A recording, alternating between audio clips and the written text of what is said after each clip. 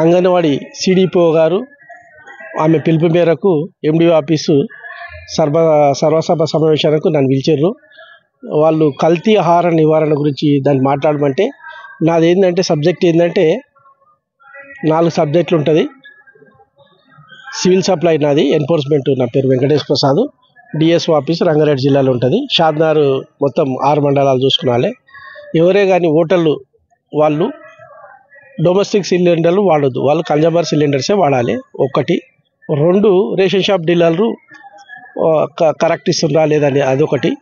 3 gas, Indian gas కానీ HP gas కానీ ఆ గ్యాసు దాన్ని పర్యవేక్షణిస్తారు. ఈ వినియోగదారులు ఎవరన్నా ఏ వస్తువు అయినా తీసుకున్నప్పుడు మోసపోయినప్పుడు ఈ చట్టం 1986 యాక్టు వచ్చింది, డిసెంబర్ 24 నాడు వచ్చింది.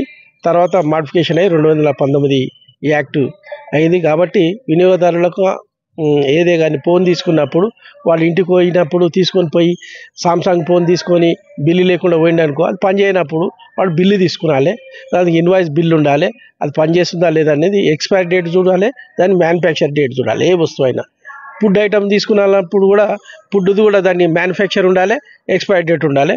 ప్రతి వస్తువు దాని ఐఎస్ఐ స్టాండర్డ్ ఉన్నదాన్ని ప్రతి ఒక్కరు తెలుసుకోవాలి.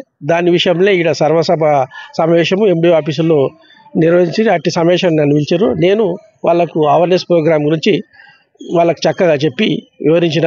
ఇంకెవరికైనా ఏమైనా విషయాలు ఉంటే ఇక్కడ లోకల్ వాళ్ళు ఉంటే నా పేరు వెంకటేష్ ప్రసాద్, ఎన్ఫోర్స్మెంట్ డిటి.